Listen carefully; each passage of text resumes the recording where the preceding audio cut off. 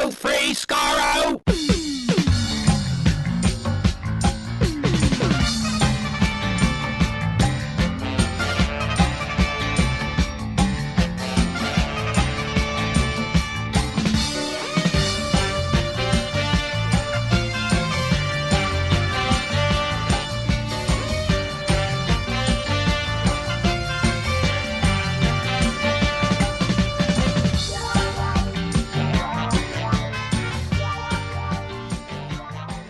Hello, everyone. Welcome to Radio Free Skaro, episode number 783. I'm Stephen in Edmonton here. This is the live show, greatest hits, if you will, during our little Gallifrey One retrospecticus.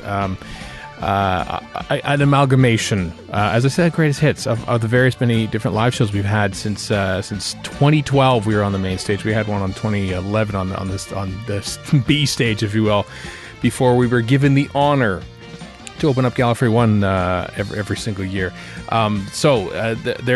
We tried to include quite a few here, obviously with time being an issue as well. I think this thing probably just clocks in at just over 2 hours, but it's worth it.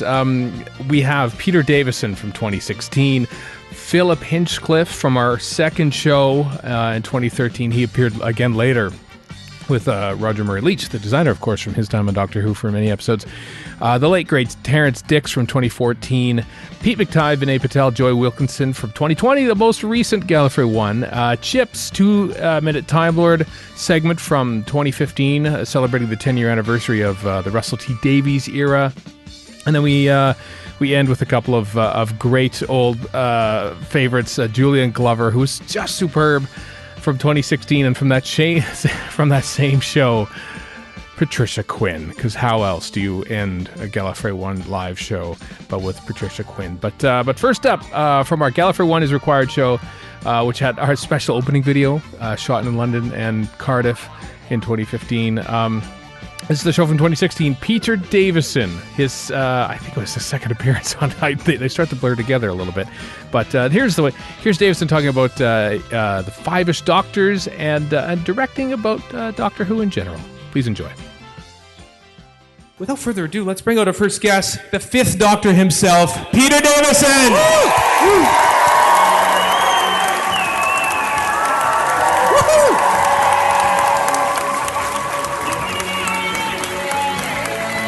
How you doing, Peter?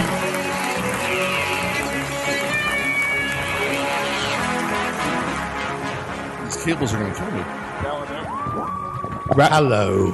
Rather like the BBC prop, Peter, I'm not even sure if that police box will withstand the door being opened. Oh. No, should I have shut it? I'm terribly sorry.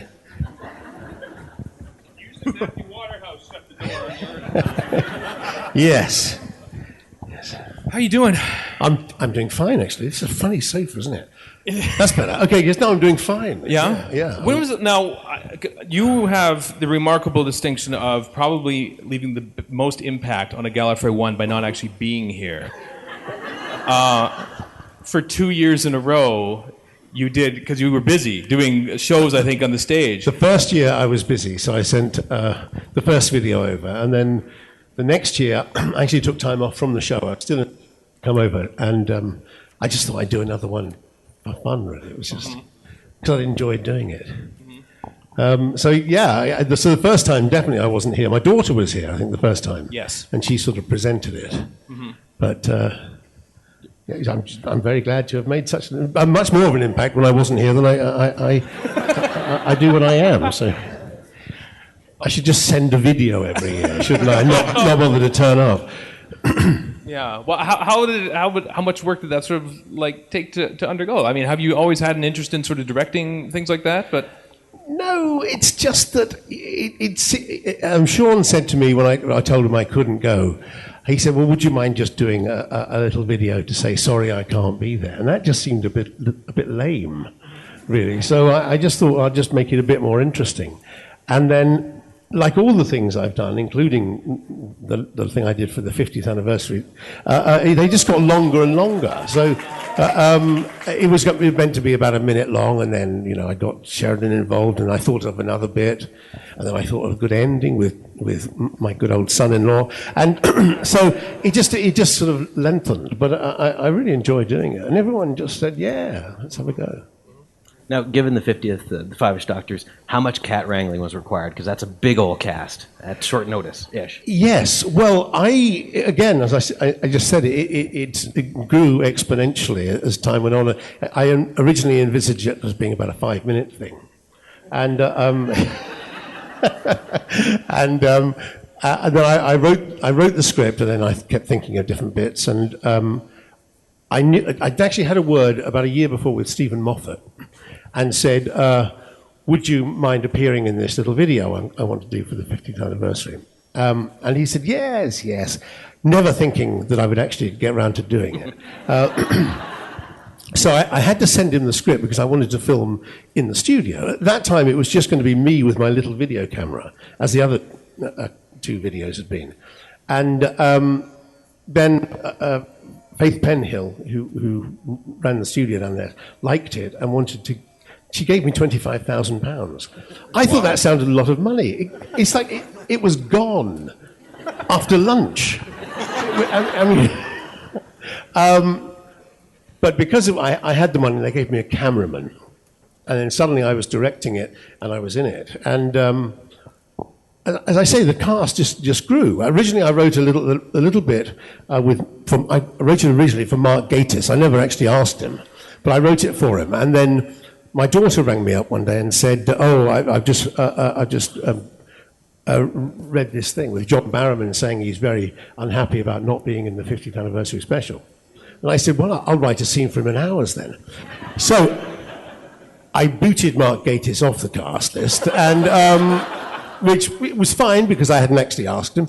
And we sent it to John Barrowman, and so it went on. And then Sylvester said, I'd love to be involved, but I do have to go off to New Zealand to finish The Hobbit. The number of times he told me that. And so I said, I'll write a scene with Peter Jackson. And I can't take credit for Ian McKellen because actually Peter Jackson, I didn't think Peter Jackson would ever get the email, but he actually replied in about 2 minutes and said, I'll get Ian McKellen in it as well. So then I got Georgia, my daughter, in as the producer because she's actually very good she's much better at sort of wrangling these people and pestering them than I was. And so she sort of did all the arrangements of cast. I was just writing constantly little extra bits. And of course, it was then too long for the BBC. So Stephen Moffat then spent the next 3 months trying to get me to cut it. And in the end, I had to threaten him with the fans. I threatened him with the fans. I said, okay, fine. If you make it cut, if you make me cut it, I'll tell the fans. And they won't like it. And they buckled.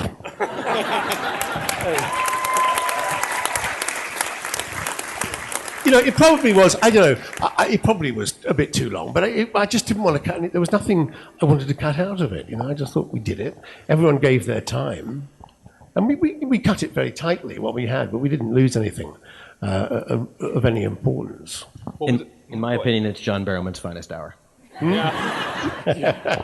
He never knew about the giving away your CDs, though. That wasn't in the script. We sort of put that in at the last minute. I'm not sure if he would have been happy about that.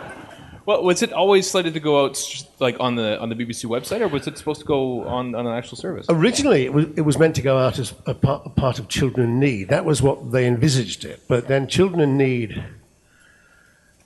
In previous years, Children in Need had just said to various programs, like Doctor Who, and this is how Time Crash came about, just do us a bit, and we'll put it in Children in Need on the night. And then that year, they decided they wanted input. So we sent them the script with everyone involved, Colin, Sylvester, and they said, yeah, we really like it, but could you just cut out Colin and Sylvester and just have Matt Smith saying, I've just got to jump in the TARDIS, and then he would turn up in the Children in Need studio. And we just said, no. Go away.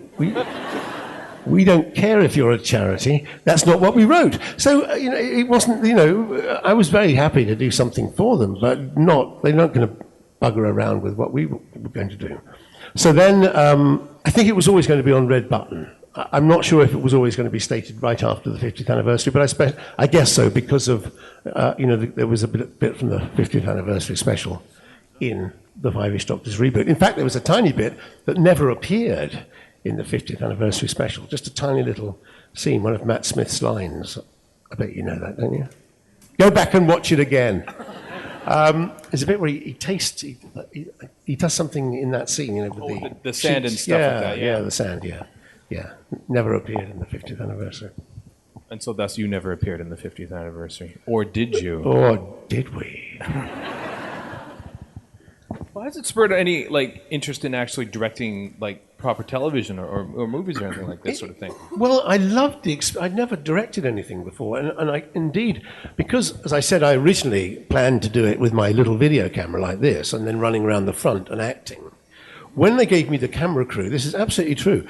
They gave me the camera crew, and the first shot I was doing with the camera crew was David Tennant coming out of the door and putting the fire extinguisher down. And so the cameraman said, "Okay, running." And then I thought, well, who's going to say? Well, the director has to say action. Who's the director? And I suddenly thought, oh, that's me. I just hadn't thought about it. So, but I enjoyed it, and I think it worked out pretty well. It involved a great deal of trust on the part of the cameraman, right, the DOP, because I would say, let's do a shot here, without ever explaining to him why I wanted to do it. But it actually all cut together really well. So I had it all in my head. So yes, it did. The main thing is that no one offered me a job. No one came ringing on the Monday morning and saying, "Hey, Peter, we just seen the Five-ish Doctors reboot. You've got to come and direct this." I don't think I had one single offer. So that's a bit sad, really. Doctor Who career Not even killer. from Doctor Who. You'd think they would be loyal. A notable moment in Doctor Who history was, I think, August 4th, 2013, when Peter Capaldi was announced as the new Doctor live on stage. Yes. On BBC. And you were there. You were on that little TV special. I mean, I've heard tales of the cloak and dagger nature of sneaking Capaldi into the building. What do you remember of that whole special? Well, oddly, it was I'd actually been booked to do this thing about 2 weeks before, 2 or 3 weeks before. And it was meant to be a discussion about Doctor Who, and I'd said yes to it. And then the rumour about Capaldi happened, I think, about 2 or 3 days before we did it. And I said, well, that's, they're not going to release the name, because how would they do it? How are you going to release it? There's not a news conference. And I suddenly thought, oh, yes, there is. I'm doing a programme live from Elstree, which was obvious their plan all along. I was just too thick to work it out. But it seemed to me, I knew it was Peter Capaldi anyway, because the rumour about Peter came in quite late. And it was the only rumour that made sense, really, to me. At the moment I heard his name, I thought, yeah, it's going to be him. Well, there's the British press. Every time there's a new Doctor about to be named, they go through the usual suspects, as we say. And the same names come up, and none of them are ever right, and they're not right. But when Capaldi's name came up, I thought, well, it's definitely going to be him.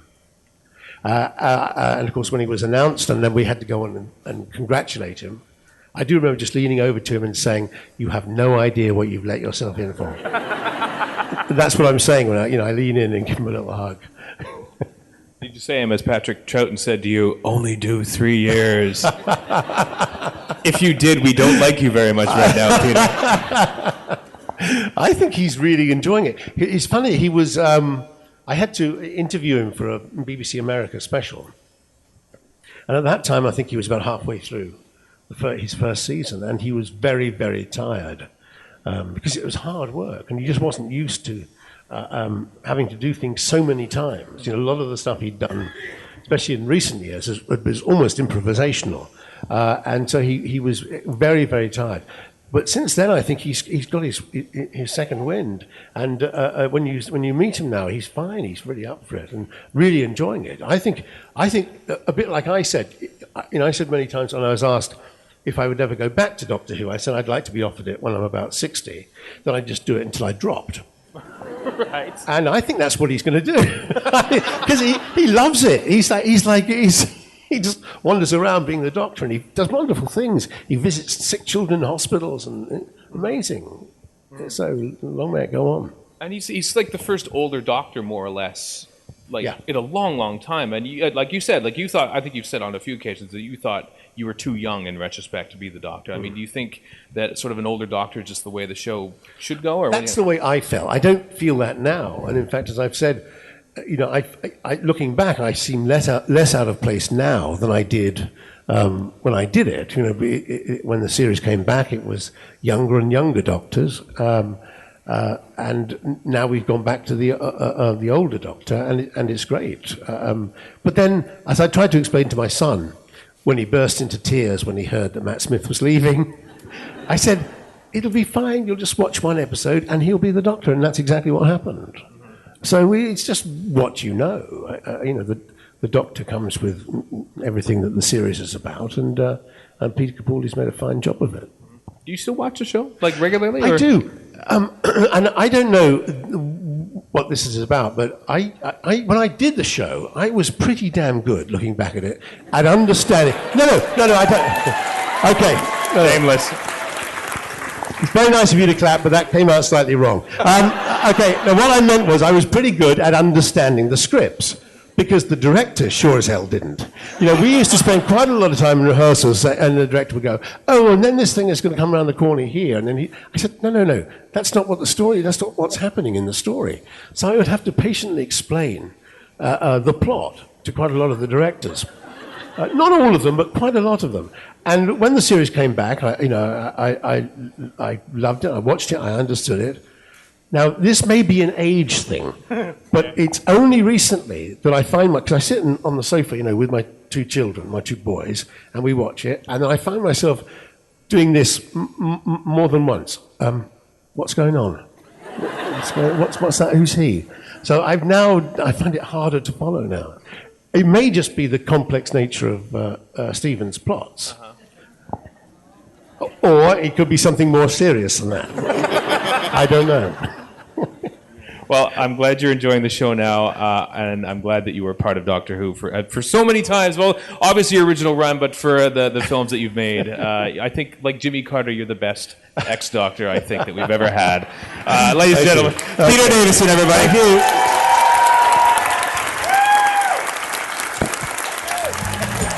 Peter Davison! Close the door, though. Close the door.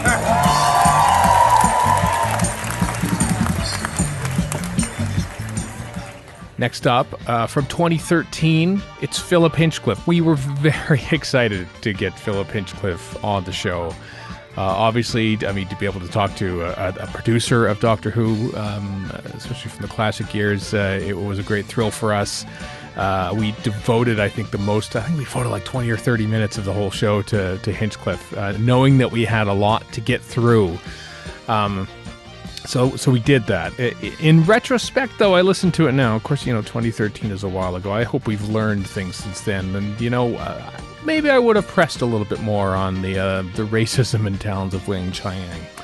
I'd like to think I do that more now. I didn't then, and I cannot feel bad for it. But I hope you enjoy the interview as a whole. Philip Hinchcliffe from 2013. Our next guest became producer of Doctor Who at age 29. The first story broadcast, the second episode of which, The Ark in Space, achieved the highest charting results, number 5, in the history of the show until Christmas of 2007. It launched the golden age of Doctor Who. It made Tom Baker a star. It made the show a cult hit and a worldwide phenomenon. It is not an exaggeration to say that we would not be in this room today to celebrate Doctor Who if it was not for the work of this man who we're about to introduce to you. It is my great pleasure to introduce to Radio Free Skaro and to Gallifrey One, producer Philip Hinchcliffe.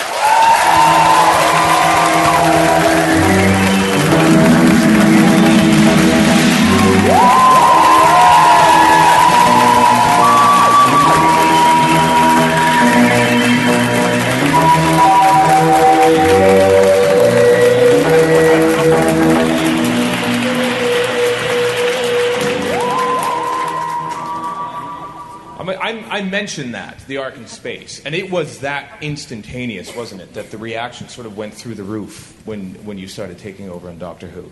Yeah, it was. I remember we worked for a month or two with Tom. We started filming, I think, in the October. And you'll tell me when Ark in Space went out. I can't remember.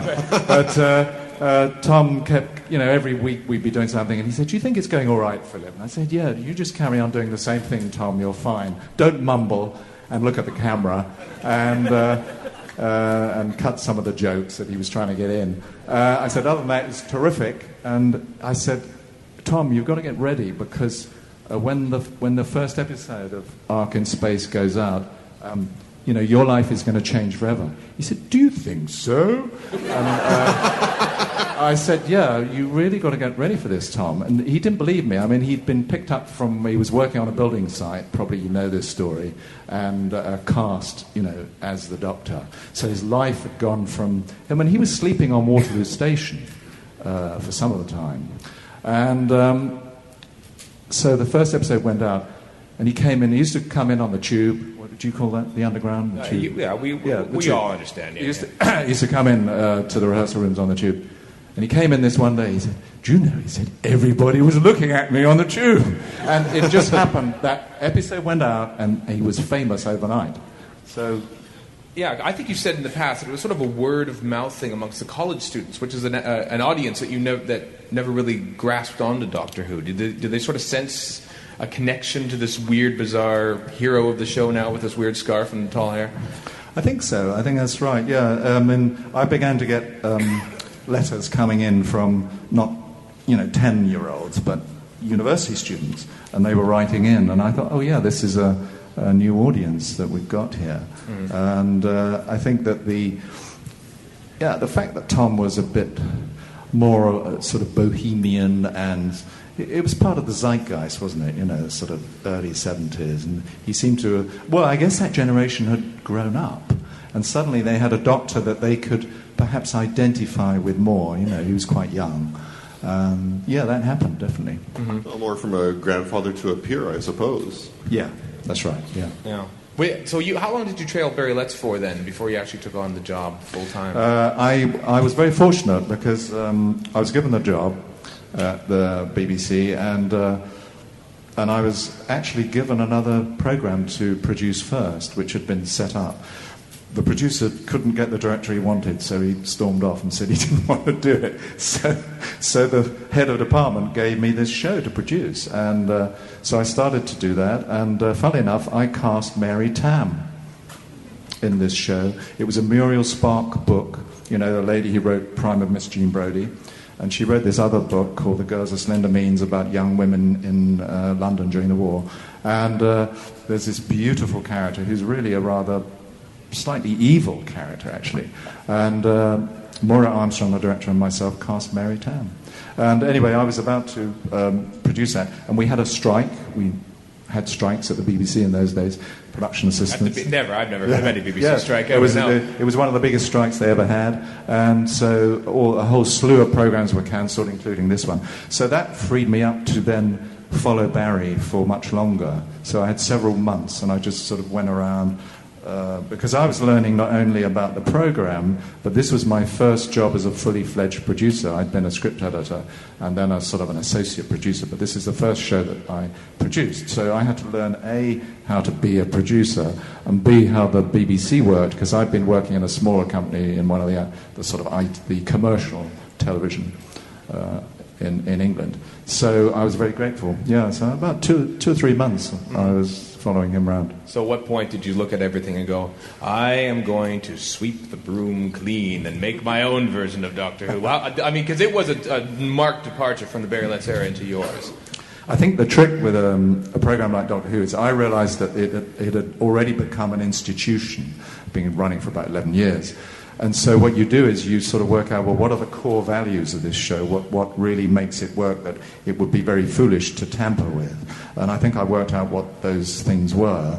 And then I thought, well, yes, but I would like to take this into certain new areas. And I've spoken about this before. I wanted to get a little bit more sort of sci-fi into it and take it into other areas.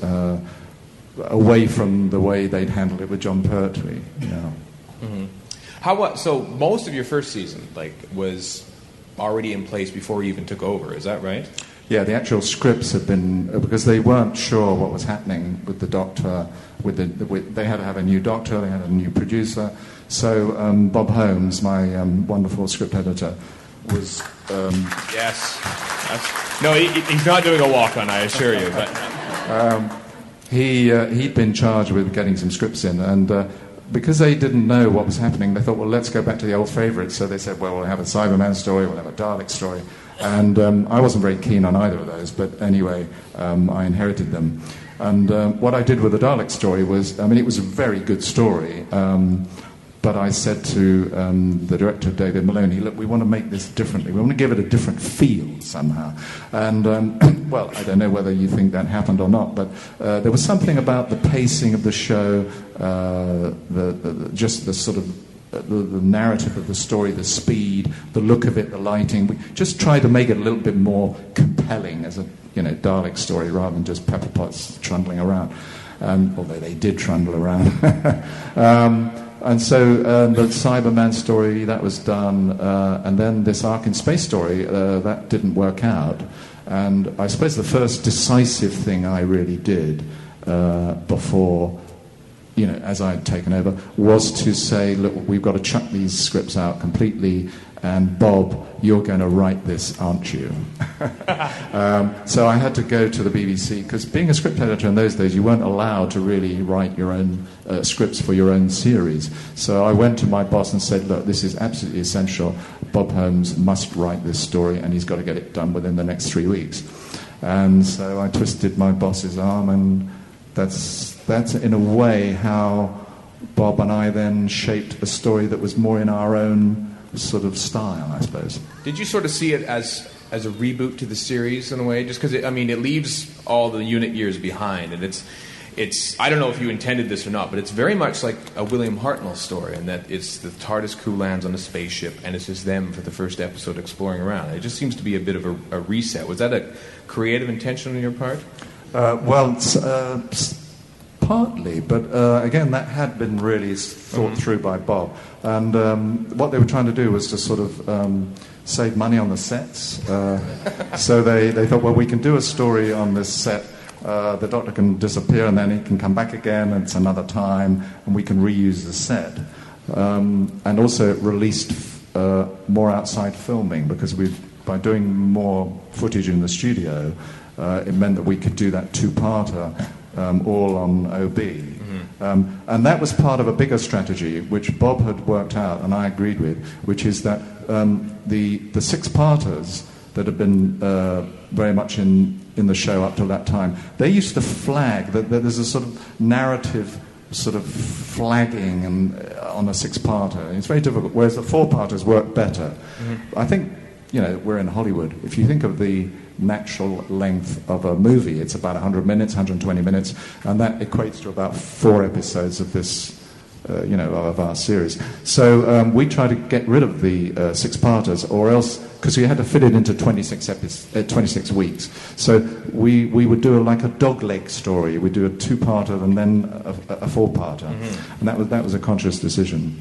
And so that fitted in with doing 4 episodes on this space station, and then the 2 outside. Right. But Genesis of the Daleks that you mentioned before is interesting, because there's a lot of similar hallmarks of like Terry Nation's scripts, just the way that things happen. But there are just some distinctive Hinchcliffian, Holmesian hooks to it. I mean, did you really sort of hack that one? Tell me, what are they? Well, certainly David Maloney's direction. I mean, the slow motion massacre at the beginning there was something that you had never seen in Doctor Who before, and just the darkness and the lighting and the whole aspects. It was a very the Nazi. Well, that was very intentional, and David and I did discuss that. I mean, David was a veteran, and I was lucky in a way that I inherited some very, very good directors, most of whom had been set up before I joined. David, I think was already there. He had done a couple, at least, in the Pertwee years. Yeah, but I think he was slotted in. He was scheduled. Right. Rodney Bennett I chose, and Dougie Canfield I persuaded. Yeah, because he had been in veteran. since 1970. Was that a bit of a struggle to get him back to the show? Yeah, but he and I really... good thing for me was that I really hit it off well with David Maloney. I really hit it off well with Dougie Canfield, and so I was able to bring these guys back. It's worth saying that, Doctor Who was a poison chalice at the BBC. It was such a difficult show to make, and you didn't get great return on it for your career, really, if you're a director or a producer. The reason I ended up as the producer, I'm sure, is because 2 or 3 guys were offered the job and didn't want to do it, I'm sure.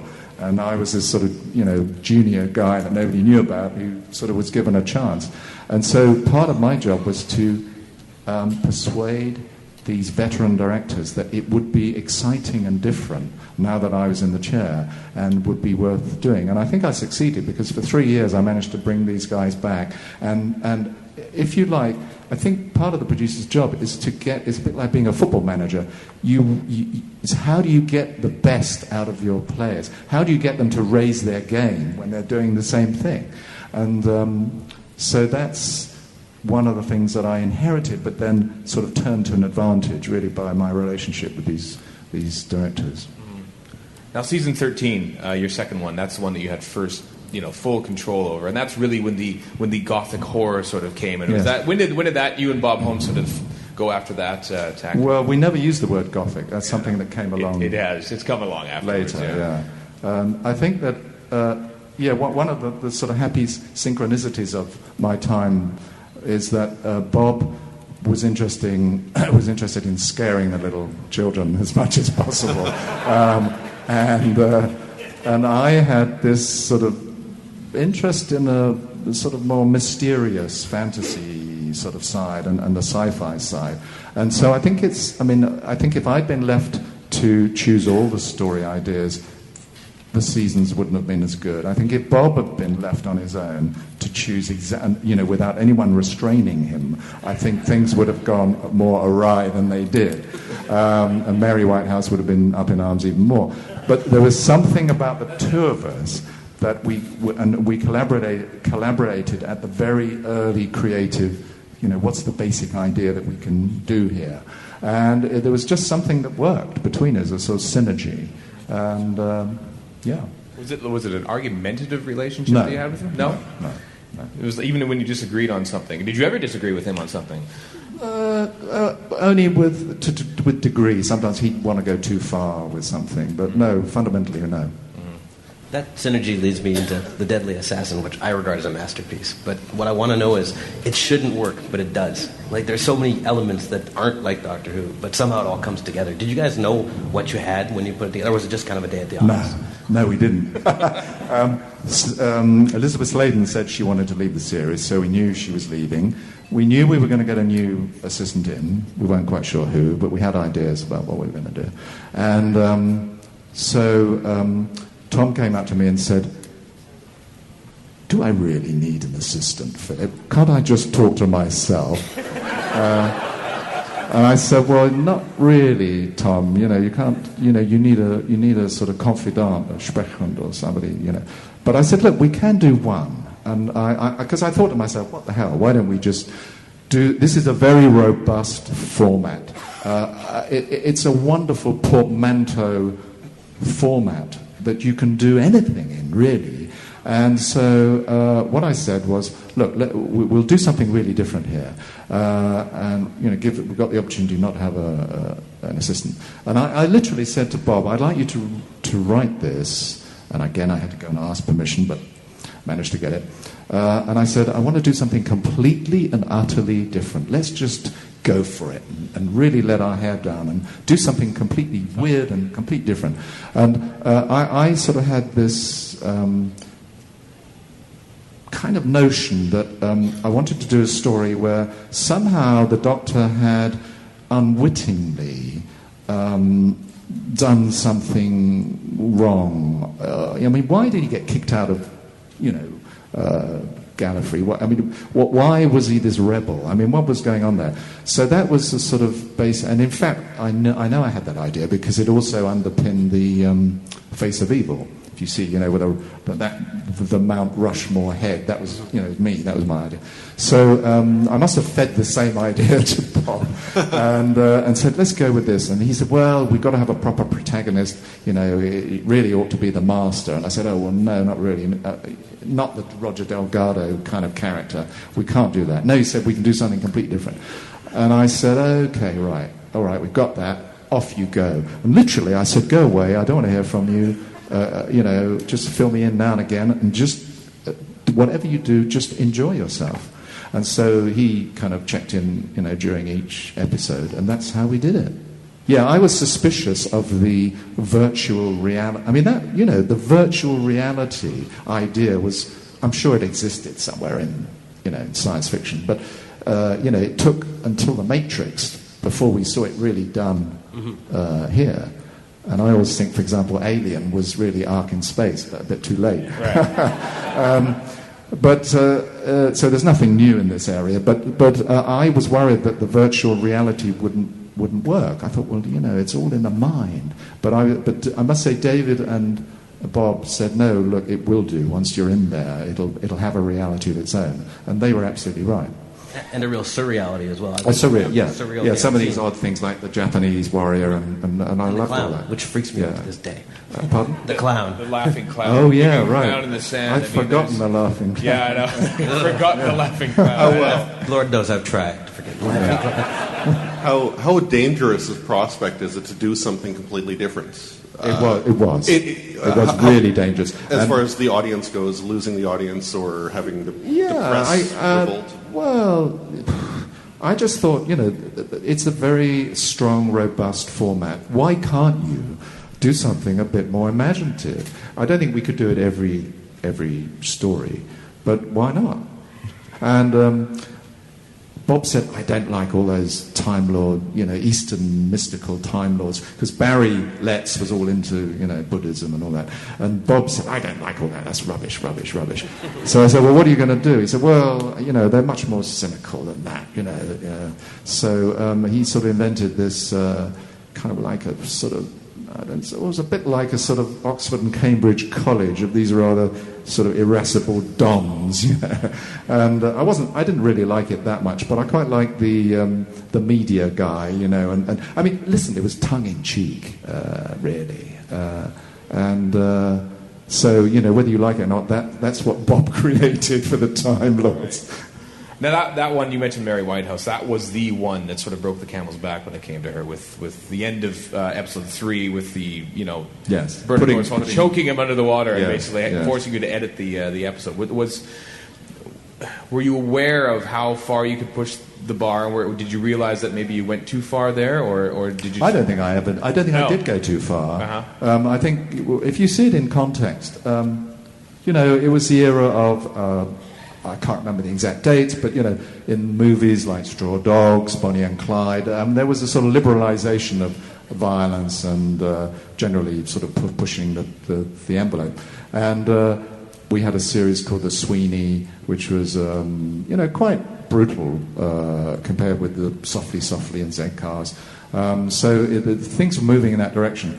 Obviously, you've got to be very aware of your audience, and I think the problem with Mary Whitehouse was that she's right to be concerned that you've got to respect the audience and have a good sense of what's acceptable. But I think she was trying to micromanage where that boundary occurred. And I felt that I was making good judgments as a producer and that this was okay to go as far as I went. And on that particular episode, I looked at it. I was happy with the cut that we did, but I flagged it up to my head of series, Bill Slater, and said, look, you better just look at this, Bill, and see what you say. He said, as far as I remember, I think he said it was okay, and we went out with it. The thing is that the children and the audience, they know the Doctor's not going to die. But of course, I suppose young children maybe, are more worried than others, and that was her concern. But I think when it was repeated, they then did the edit. And I think the problem is the BBC were on the run. She'd got the BBC on the run on a number of fronts. And I think this just became the stick that she used to beat the BBC with. Your last one, The Talons of Wang Chiang, is regarded as one of the great stories of all time, like so many others. Did you know it was your last one? And because of that, did you pull out all the stops just to make that one as good as possible to sort of go out on? Yes, at the time I thought it would be the last one. Yeah. And so, like, how did you get? Like, because there's the OB production, in the theater and everything, and in the night filming, and these were things that were not normally seen in Doctor Who. I mean, the budget must have been astronomical. No, the budget was straightforward budget. But I guess we robbed Peter to pay Paul a bit from some of the other stories. But no, it was just a normal budget. Really? And it came in pretty much on budget. It looked fantastic. Yeah. I imagine you were happy with it. I was very happy. The thing that I got wrong in that show was that and it was too late because we had no post-production. So once you shot something, that was it. Was that the giant rat was too cuddly, and it was lit a bit too high, highlighting, and we should have just chucked buckets of water over it. Basically, there was enough water around because we had water in the tunnels, and it flooded the BBC telephone system. Nobody could phone the BBC or phone out. We were busy recording in the studio, and people came rushing in saying, "Stop!" So I missed a trick there because I think if we just mudded it down and put lots of water on it, the rat would have been more convincing. But I was very proud of the show, yeah, very much so, and I loved. And again, I think the best thing I ever did was to force the issue to allow Bob to have a sort of swan song story, and also this time I gave him a little bit longer to do it, not that long. But he had a little bit longer, and so I think he could just go away and enjoy it rather than feeling terrible pressure. And I think that probably showed in the script. Yeah. Did you? 3 years does not seem like a long time. Were you done at that point? Were you ready to move on from Doctor Who? Or? I was pretty much ready to move on, and so was Bob. And we were told that we were going to move on, and then suddenly we were told, no, we'd like you to do another season. So we even began to just think about another season. And then the politics of the BBC meant that no, we were going to move on after all. So it was a sort of uncertain period, really. But I thought for a long time that would be my last one, and I was ready to move on. Mm-hmm. What was your proudest moment then of the 3 years on Doctor Who that you did? Was there any one that you can actually pinpoint? I didn't have time to be proud. I was so busy. I don't think I had a holiday for 3 years. Right. Well, no, that's not true. But probably a fortnight. It was absolutely non-stop because you were sort of making it for good 9 or 10 months of the year, probably, and that downtime when you were, scripting and all the rest of it, it was absolutely full on. But I loved it. It was, I don't know. I guess I was proud of the whole thing, that we had increased the audience. We had energized the show in a different way. I think a test of whether the show succeeds is not just how big the audience is, but this is a show for young people as well as adults, and I think if you can be genuinely imaginative in the show, so that you do some good work in it, I think that's the legacy you leave, really. And I think parts of the seasons that I did had that quality in it. I wouldn't say it was a bit patchy, uneven because of the budgets and the production techniques we had available at the time, but. The thing is that the Doctor Who audience, we didn't have so many fans in those days, but the Doctor Who audience sort of loved the show, and so there is this special relationship that it has, and you're very aware of that when you're making it, and you sort of ignore that at your peril. So I guess I got that bit right as well, I think, yeah. Well, I was not exaggerating in my intro that your time on the show was the golden age of Doctor Who, and Russell T Davies and Stephen Moffat both cite your era as ones that they sort of want to try and recreate or at least draw upon. I think they've both done fantastic work.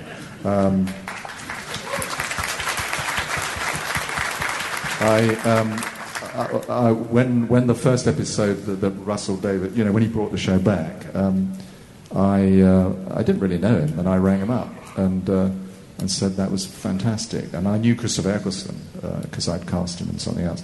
And I said, "That's absolutely wonderful, Russell. I'm so blown away by it." And what I think I was most impressed by was the way that they had completely found a style of speeding up the narrative for the taste of the modern audience. But he'd also done something that had never happened before in Doctor Who, because it kind of wasn't really the format of the time, which was he'd managed to bring in more sort of real heartfelt emotion, particularly in the relationship with Doctor and the Doctor and his, the companion. And there was just another level of sentiment running through. And I thought that was a wonderful thing for Russell to achieve. And then Stephen, Moffat has sort of carried on that. So I hadn't watched a lot of the very latest ones, but that when it first came back, I thought that was a major achievement. It really was fantastic. Well, I have to say, Philip, on behalf of I know the three of us and most of the people in this room, their first viewing of Doctor Who was something from 1975 to 77, and it's all because of you. And so we thank you for producing a wonderful show. And we thank you for being here today. Thank you very much. Philip Hinchcliffe, everybody.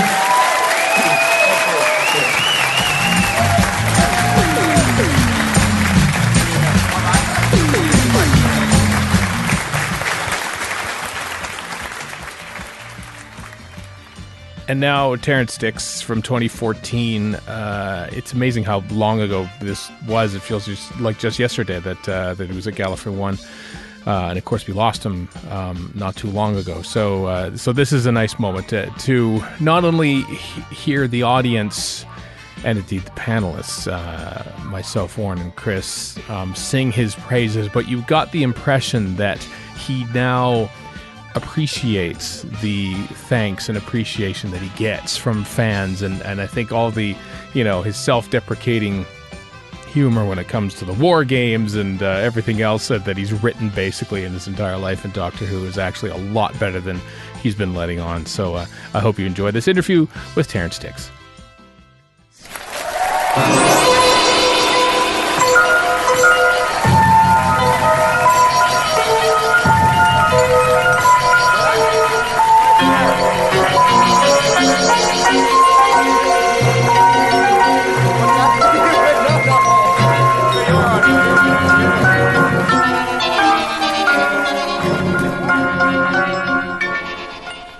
Welcome back. Well, it's nice to be back. I've always liked Gallifrey. I mean, from the programme, I see I've been coming here for years and years, even before it was a proper convention, when it was in the bar of the so-and-so pub. So I'm very pleased to be back again. I mentioned the 1960s there. When you you started behind the scenes before, the John Pertwee era, sort of bringing in the new era with like Peter Bryant and Derek Sherwin and Trevor Ray going out. What was that atmosphere like in the late 60s there? How can I put it? Drunken chaos, probably. Something along those lines. I always say I was there in the last great drinking days of the BBC. It was a fairly alcoholic culture. And when I joined, on my sort of first day in the office, 12:45, because the bar opened at 12, a little head would come round my door with the Morecambe and Wise drinking gesture, and we'd all go off to the office, to the bar, from the office to the bar, where we would remain till 3 o'clock. Then we would come back, and maybe one or two decisions would get taken, but not very often, and the whole, I, being young, well, not that young, but certainly naive and innocent, I thought that was how you made television shows. But it isn't, And things were in a very bad, chaotic way for scripts, they really were. Mm-hmm. And I started off as assistant, well, potentially a replacement for Derek Sherwin, who was the then script editor. He was due to get another job because he wanted to move to something, which he saw as better than Who. He wanted a play series, but he didn't get the job in the end. The series fell through. So he stayed on for another year, and I was kind of trailing him, without really very much authority to sort things out. So that was a frustrating time, but eventually Derek and Peter set up another show called Paul Temple, which they proceeded to cock up in bars all over Europe. And but do them credit, it was one of the first big international productions. You know, they arranged to work with other television companies in other countries in Europe. And eventually Peter and Derek, and thank God Trevor Ray, all disappeared. And Barry came as the new producer. And I was talking to Paul Cornell just now, and it's a stroke of the most amazing luck, because we got on like a house on fire, and Barry became my best friend and was for 30 years, until we lost him recently, sadly. So that was a big help, that I got someone to work with who we always saw eye to eye about things. But of course, you had to ease the new era into, the transition into the new era. With Malcolm Hook, how easy was it to write a 10-part story to finish off an entire era? Well, this is a good example of the state that things were in when I first got there. One day, Derek came into my office and said, "Terrance, we need a 10-part Doctor Who. You've got to write it, and we need it next week." I exaggerate slightly for dramatic effect, but not completely. That is more or less what it was like. And I knew that I couldn't possibly do it on my own, so I called in Mac Hulk, who was my friend and mentor in the business, and we did it before us we did it between us at the rate of something like a script a week, if not, I think some weeks 2 scripts, And the nice thing about that is, obviously a 10-part Doctor Who is a mad idea. You should never do it. 4 is ideal. 6 is possible if you've got a strong enough story, but beyond that. And I developed this kind of line on occasions like this, you see. When I was asked about the War Games, I'd say, well, the first episode's good, you get the First World War, and the Roman chariot coming out the mist, that's a good moment. The end, I think, is not bad, with the trial of the Doctor, Condemned Worth. And I said, in between, well, I'm afraid it's a lot of running up and down corridors and captures and escapes, you see. And I developed this sort of self-deprecating line about it. And recently they reviewed it in the Doctor Who magazine, which is the kind of main one in England. And the review said, "Terrance has been talking rubbish about this show for many years. This is a good show. Every episode is good, from 1 to 10. And I was highly delighted about that. I said to someone afterwards, perhaps we made the show perhaps we really did make the show we wanted to make. And we did. I always went around thinking, well, we got away with that, but it seems to be a little better than that, and I'm very pleased. What about everyone here? Does everyone like the War Games?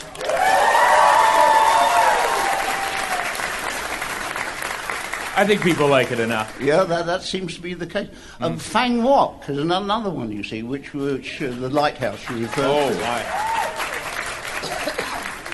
Fang Wok was a replacement for a show about vampires, which I'd sold them, and I'd written the first couple of episodes. And then the BBC had decided to do a big classic serial with Sir Laurence Olivier in playing Van Helsing, shows you how big it is.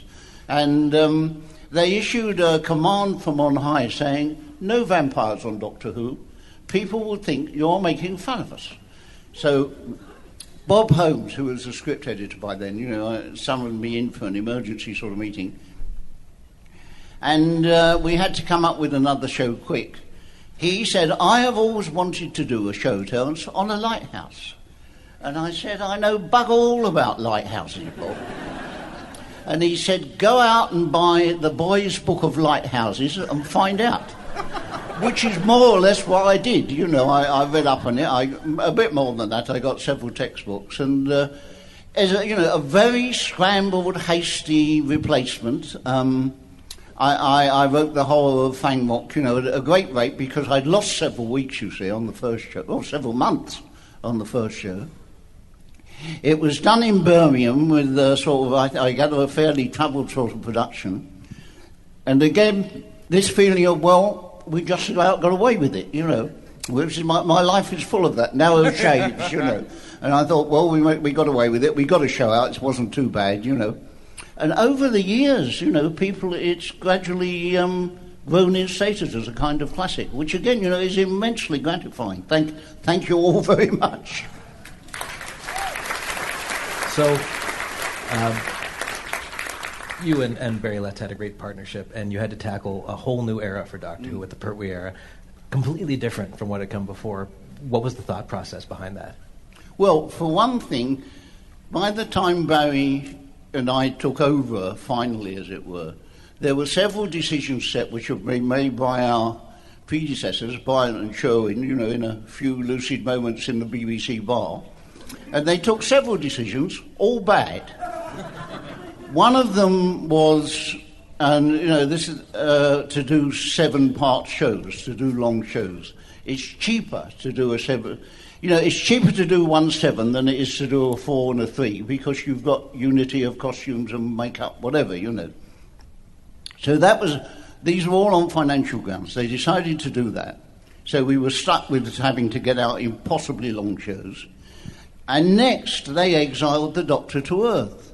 Now, this, in fact, it may be strange to say this, but since we had him there most of the time, that was a bad decision because the Doctor on Earth is not Doctor Who. It's Quatermass, which was a great success at the time. And the reason for that was, if he's on Earth, contemporary cars, costumes, settings, cheaper. The decision is always motivated by money, by finance. I'd say I'm completely sort of schizophrenic about this because to get him exiled on Earth and everything and settled, we created the unit. And I love the unit stories, you see. I loved old Nick Courtney, and John Levine, bless him, who's with us here still somewhere. And I love unit. But if every story is a unit story, monotony is going to say... In fact, Mac Hulk, who I referred to earlier, when I told him the Doctor was going to be exiled to Earth, Mac, who was he was a little bald man with a giant computer brain, and he sat there and you could always hear the wheels going round, and then he said, well, you've got 2 stories, Terrance. Alien invasion, mad scientist. And I went home and I thought, bugger me, he's right, And I thought, I am going to find a way around this, and I racked my brains, for several days. And eventually, I came up with the concept of the Silurians, which was an attempt to get, I think, the only successful attempt to get around that. You see, and I thought, suppose there was a reptile race here first, and as far as and they went into hibernation, and it never worked out, and now they've come out again because we woke them up with atomic stations and things. And as far as they're concerned, it's their planet, and we're the alien invasions, you see, which is, though I say it myself, quite a neat idea. And as you can see in the current one, they've popped up several times, the Silurians. They've done a lot with them, bless them. So that was one way out of that, but there weren't many more ways out of that. So what Barry and I wanted to do was to get the Doctor up and away again. And the way we did that, since, it has been established he'd lost the TARDIS, the power to use the TARDIS, was to have the Time Lords employ him as a secret agent and to do dirty work they didn't want to soil their hands with. Pick him up and dump him into some tense situation, knowing he wouldn't be able to avoid getting embroiled in some way, so... Gradually, it's like, I always used to say, it's like turning an ocean liner. It took a year or 2 to get it round, and eventually in, 3 Doctors, the Time Lords forgave him, he got time travel again, and Who was back to what it ought to be, but it took a while. How, you had like a small little cache of writers like Bob Biggert, Dave Martin, and Malcolm Hulke, as you said. How much, I suppose you had a lot of trust in them, but how much work did you sort of have to do with their scripts throughout the years? It varied a lot. I mean, this is one of the things that makes it so hard to get into television as a writer, because every script editor, producer, whatever, director has got his own rep company of people he likes and trusts, you see. There's never enough time or enough money to get a script in, in shape. So you want to go to people you can rely on, and people like Bob Holmes, you were pretty sure of. Mac Hulk, you were sure of, absolutely rock solid, experienced fighters. The ones who were there's one exception to that, which is Bob Baker and Dave Martin. And how they arrived was one day a script arrived on my desk, and it was about conscript drafts, people who've been drafted into the army, and all the sort of bullying and the troubles and things that they had. And it was very, very good, very funny, lots of good laughs in it. And I kept waiting for the Doctor to turn up. And when I got to the end, he wasn't in it. And it turned out that this was a light comedy script that arrived on my desk by mistake. But I liked the lines and the writing style so much that I showed it to Barry, and he felt the same. And I said, well, look, shall we get these people up and talk to them, you see? They were Bob Baker and Dave Martin. They lived in Bristol, which is a sort of seaside town in England. We used to call them the Bristol Boys, Yep. And the Bristol Boys came up. We got on well with them, and I said, right, go away and write me a storyline. And they went, and a storyline came back. This huge sort of thick document, like a telephone directory. And I started reading it, and it's hard to describe Bob Baker and Dave Martin's storylines. You start off thinking, yes, then you go, hang on a minute. It's a bit like taking hallucinogenic drugs. Suddenly you lose all sense of reality. And I tried, so we got them in again, and I explained why you had to have logic and structure and everything. And I kept on trying to get a script out of them, because they were very, very brilliant. And eventually, as I remember, I wrote a storyline myself and said, go away and write that, and don't change it.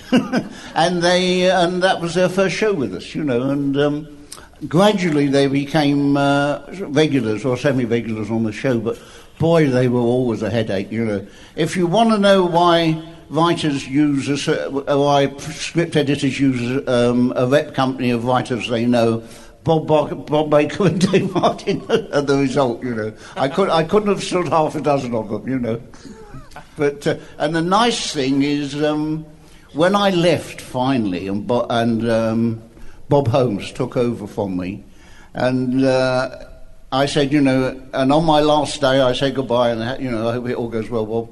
And he said, oh yes, it'll be fine. He said, I'll get a few of the chaps in, write a few stories, I'll be right. And he said, I'm reading one now by these chaps of yours, Bob Baker and Dave Martin.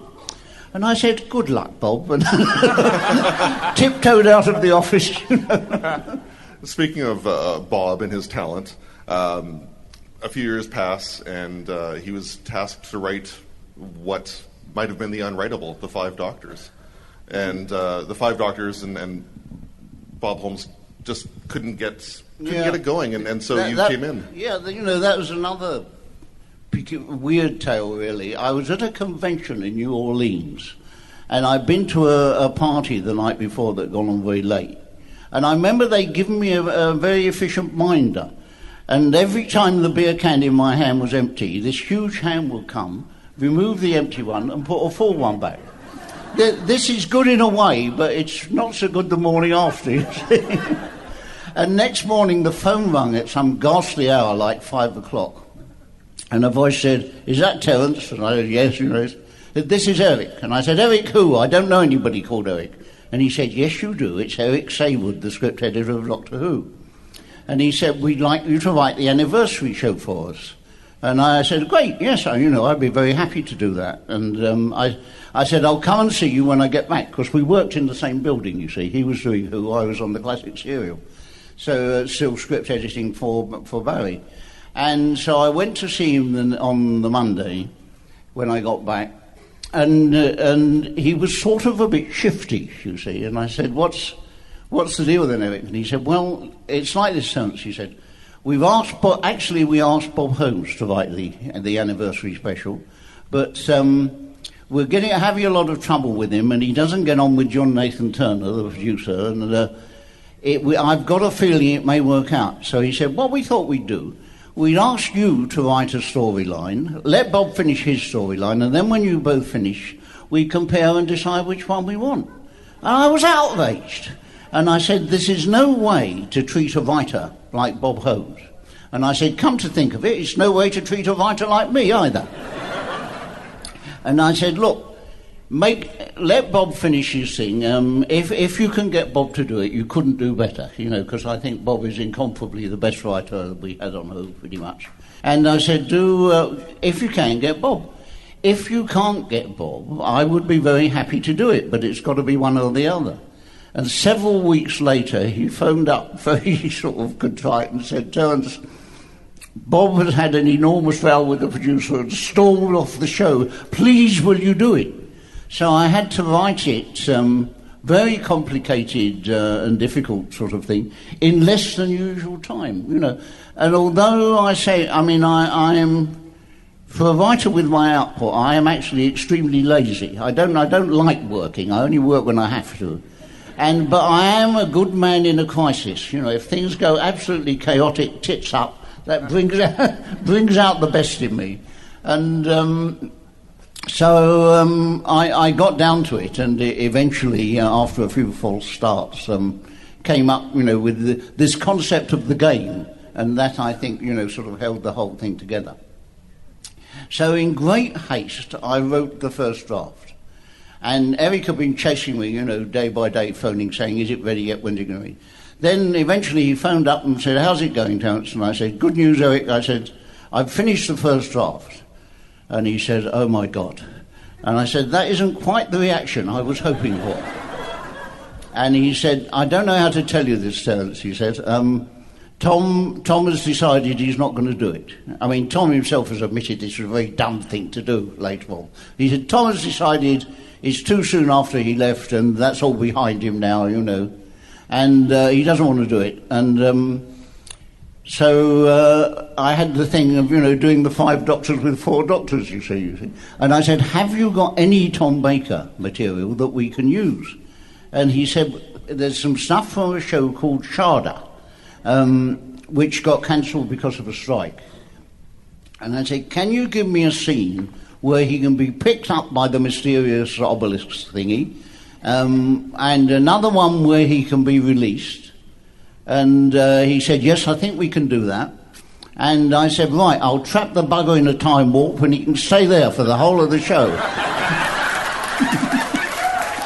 Which is, if you've seen the show, that's pretty much what I did. And also, this is I love this, you see, it's another example. It's got, out of that, we got that lovely scene with Tom and Romana in a punt on the river. Yeah. I think it's the best thing in the show, almost the best thing in the show. And not a word of it is by me, but it's pure, luck, serendipity, luck, chance. Things out of a crisis, you get something better than you thought you'd get, As you've done throughout your whole career. Yeah, absolutely. It's a series of lucky breaks, But we've all enjoyed it. I mean, everyone in this room has in some way been touched by the work that you've done over the years. So we thank you for coming on the show. We thank you for your decades of work on Doctor Who.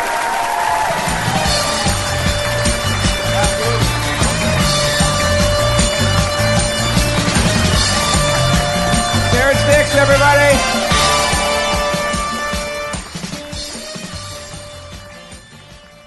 So Chip Sudderth, of course, has always been our tech producer.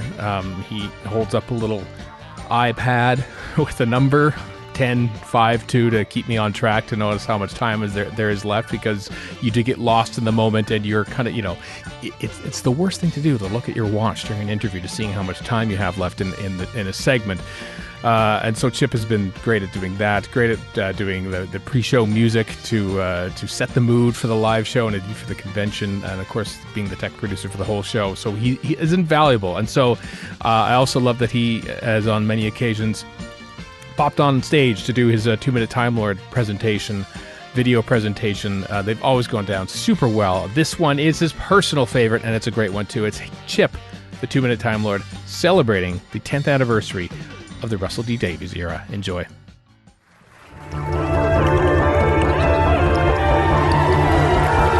How y'all doing? It's good to be home, isn't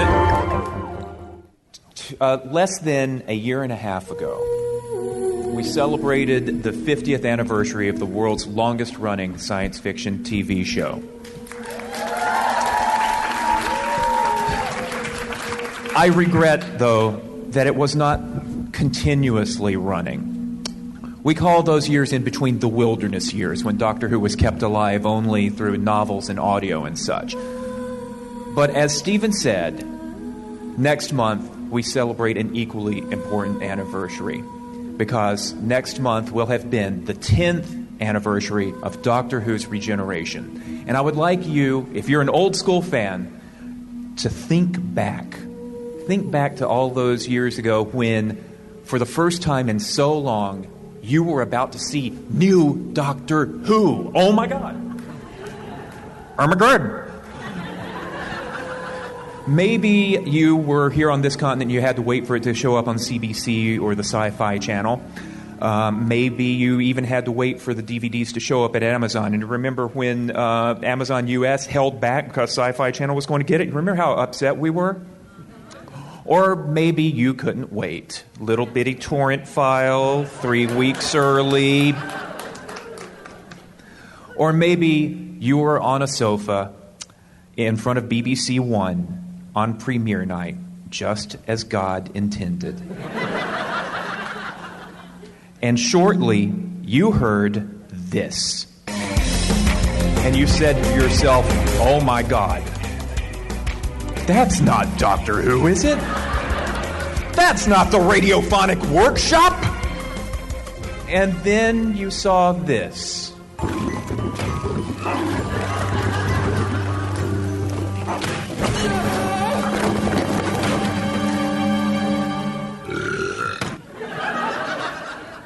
Followed shortly by a restaurant scene in which our heroine cannot tell that her boyfriend has suddenly turned plastic. And you say to yourself, you are tempted to hide behind the sofa for an entirely different reason. Because the thing is, you wanted Doctor Who back, but you wanted it good. You wanted to be proud of it, and maybe you wanted it familiar. Even though there's a little issue there that television storytelling and audience preferences have really changed a lot since 1989, or even 1996. Maybe you were like me. You'd loved Doctor Who when it was on, but you'd sort of fallen away from it. You'd gotten out of the habit. You tuned in because of nostalgia, but you weren't sure that you were going to be able to buy into it anymore. And then you probably had a moment. Mine was just the very next week. Rose, watching the burning death of the earth. The Doctor takes her hand. He takes her back in time. She walks out into the stillness and the quiet, and you suddenly hear just this one sound, a single baby's cry. And then the world explodes into color and motion and people. And Rose and you and I are reminded that we do not live on a dead world. We live on a live world full of motion and chaos and beauty. And I blinked back a tear, and I realized that I had found my fandom. My fandom had found me again. Or maybe you didn't have any of those moments because it's been 10 years. And a whole new generation of fans has come up and encountered so many things that we never encountered, and that makes me feel really bloody old. The wilderness years. Not so long ago, people were freaking out over the gap between Series 7A and 7B.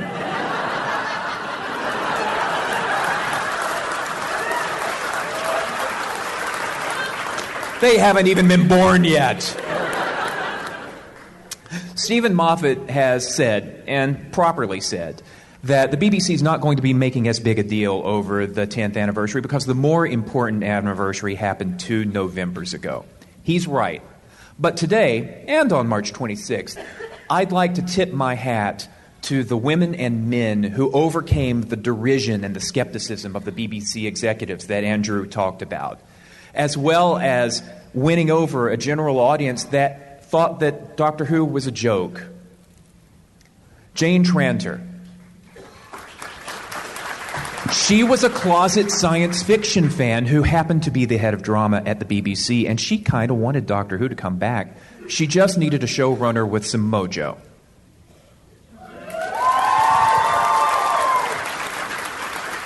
RTD had been pitching Doctor Who revivals for a while. They got together at a press launch in 2001, and their conversation was the spark that lit the fuse that gave us our show back less than 4 years later. Jane Trander, Russell T. Davies, executive producer Julie Gardner, executive producer Mal Young,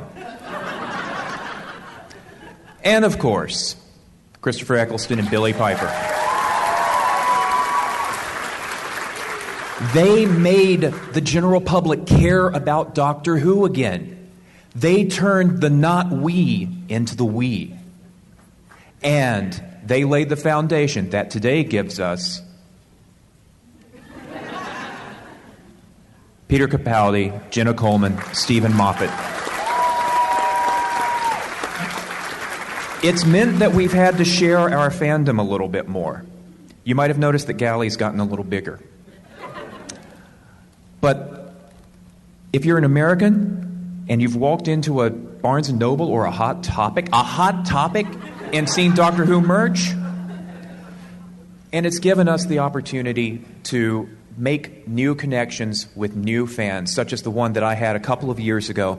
I am working in an American middle school, and this small pack of preteen kids is coming toward me in a hallway. And one of them, for no apparent reason, is wearing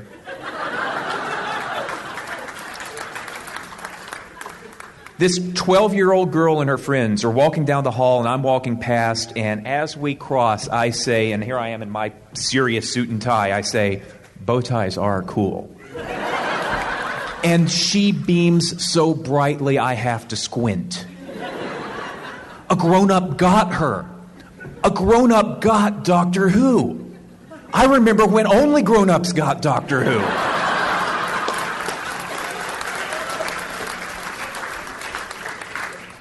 That's the kind of moment that has been given to us not only by the people who make Doctor Who today, but also by the women and men who regenerated Doctor Who 10 years ago. Let's thank them. Happy birthday, happy 10th anniversary, Doctor Who. Chip Sudderth, everybody! 2-minute time, Lord!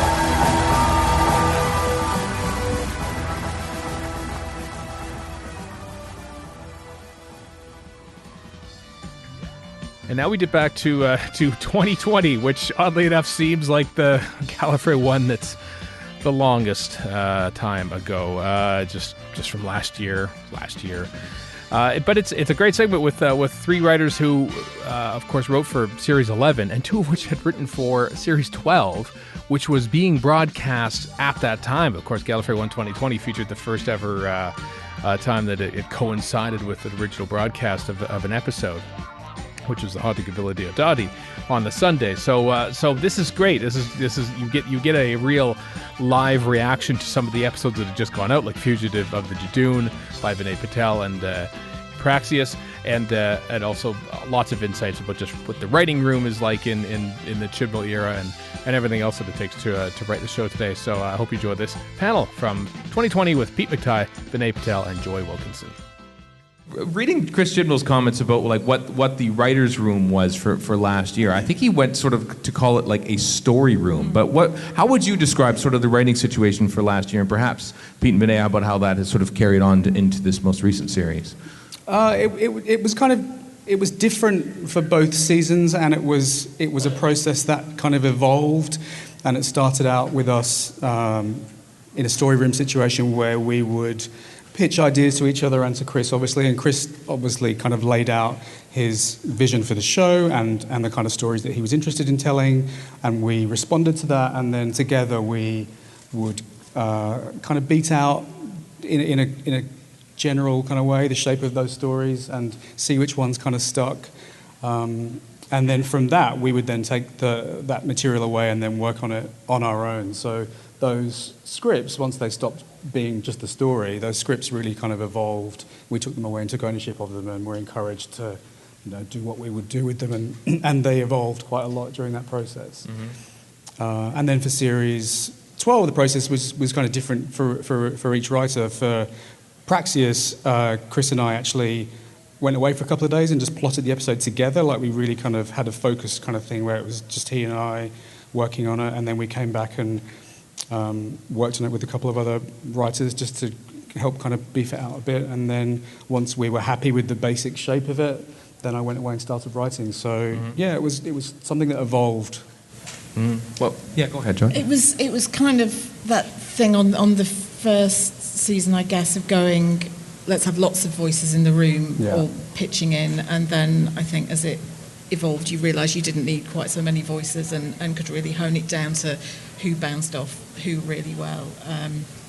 But that was all just about the bigger picture of the story, and as Pete says, as soon as it became your story, then it went off in all kinds of different directions. Yeah, like that first room, everyone was very different, which is quite nice. Like, I know relatively little about like the classic era, for example, and Pete knows absolutely everything. So you just be like, oh, what did you did this? He's like, no, that's happened like that's the horror 27 years ago. So I think what was really nice about that room was everyone brought something very different, and the bones of every story has a little bit of everyone in it, and then the flesh sort of became whatever individual writer took on, which is a really lovely way of doing things. And it was a brilliant room in that we all just got on, and it's very hard to cast a writer's room or a story room, whatever you want to call it, because it's like casting a show. You just have to get each kind of element of that right. And Chris was brilliant in being able to identify, without having met a lot of us before, who would kind of work together, and the fact that it did work so well, and we became great mates. It's a miracle for there to not be anyone awful in a room. And usually there's always one. Yeah, but there wasn't. There's always one. And I've seen you, Pete, sort of torture Joy on Doctor Who Blu-ray extras, watching classic Doctor Who. You presumably for the first time, Joy, and Pete obviously for the... It's more just my terrible memory. I watched it ever since kind of Full Circle Tom Baker onwards, but I can't remember things that I watched last week. So whereas again, Pete's got a forensic memory with it all filed away. So it was. I remember watching some of it, but it's more. I kind of always remember the emotions that I felt watching it, rather than the intricacies of the plot. You were terrified by the spiders in Full Circle. That's your first memory. That's my first thing, and I had nightmares every Christmas, weirdly, of like fruit hatching out into spiders and killing my mum, and So I had the psychological damage without the benefit of the knowledge. So did Witchfinders land on your plate fairly early on in the scripting process, or? Well, that was one that I pitched because I come from Burnley, which is sort of in the shadow of Pendle Hill. So when we very, very first all got together, we kind of brought a bunch of ideas along that were as sort of pure as just being a place or some characters or a planet. And one of the things I brought was wanting to do something about the Pendle Witches, and that kind of chimed with Chris, and that's something that we mapped out on the whiteboard, and then when it came to sort of divvying up the stories, I really, really, we had to be sort of cool about, I don't mind what I get, but I literally baked some like Lancashire cakes for everybody. So this is very clearly my episode. No one was going to go near it. So that was, I kind of had to do that one, I think. Mm-hmm. And when they cast Alan Cumming in the role, how? Yes. I remember like the moment of somebody saying, "Oh, he's read the script, he really likes it," and just being like, "What? But he's in America," and they're like, "Yeah, they might fly him over," and phenomenal. Bless him. And then we put him through hell in the mud. I mean, he makes those lines come alive. Was there any tweaking of scripts once you realized it was him going to be performing the role? I don't know, because James was so sort of fully formed, really. And that kind of tone, being able to be kind of funny but dark but serious, it just came out like that, really, and then it's just an absolute joy when you get an actor who can do that, and when you see the rushes, and he can just do things with his eyes, so close up. So no, tonally he was a dream, and I don't think we tinkered with it. I think he just he was just sort of the perfect person to play that part. And then Vinay, your story, the Hugo-nominated Demons of the Punjab. How did? Yes. Was that like Witchfinders an idea that you had that you brought, or how did that come about? So Chris said to us in one of those rooms, like, is there a story that you just really want to tell? We'll find a way to make that work through Doctor Who. And my favourite things, I think what Doctor Who does really brilliantly is it makes difficult history very tangible. And with Partition, it's a thing that in my head is British history, because British India is part of the Empire at the time, and Partition is something that the British pushed through. But no one knows about it, which to me is nuts, because it's like one of the significant moments of British history. So it was an anniversary that was coming up, and there were like lots of documentaries about it, which is all great, but you don't really go to something like that unless you really care about it already. And what I felt was a great opportunity was to try and tell something of that story through a show that can be, has so many layers, has so many tones. It doesn't have to be quite flat. You can find some exciting way through it. And luckily, I think it was something Chris wanted to do as well, so that was a lovely meeting of minds. And then it was just very difficult trying to figure out how to find a way that is respectful to that story, that trying to figure out which audience you're really landing that for, because obviously people all over the world watch this show. An audience in India is going to have a very different perspective from that to a British audience or an American audience. And the calibration of that is a thing that took forever. But it was really exciting that he just went for it from the start. And then you add aliens as well. Oh, sorry? You have to put in aliens as well. Yes, so. I think what's nice about... It's always that thing, because I know people are really interested in the idea of pure historicals, for example. But what was nice about being able to... Using a monster that had thematic resonance for that story felt like a way of making it, we're telling it in our own sort of sphere, our own sort of world, rather than going, we are telling you everything about Partition. It was like, we are literally doing it with these, and we're doing very specifically these characters. But also just it felt kind of right to have that sort of monster, because there's something the rounding error on how many people died during that event is around 1 million, right? And so there are so many people who we don't even know died, and sort of the idea that there is someone for whom that is an interest and significance felt really important to me, because then they become an analog for what you hope the audience will be. Yeah. And to come to it, And Pete, how did Kerplam then come about as a story that you worked on? I was very keen on doing a story that had the DNA of classic Doctor Who in it, because that's, we all in the story room bring different flavours, and that's the flavour that I bring to that room, I think, is that, I'm very much steeped in the classic Who lore, and I wanted to do a story that kind of evokes that spirit, and had said that to Chris. And Chris independently wanted to do a story that was about a space delivery system in some way. So we all just kind of talked about what that might be, and quickly got onto a version of what became Kablam.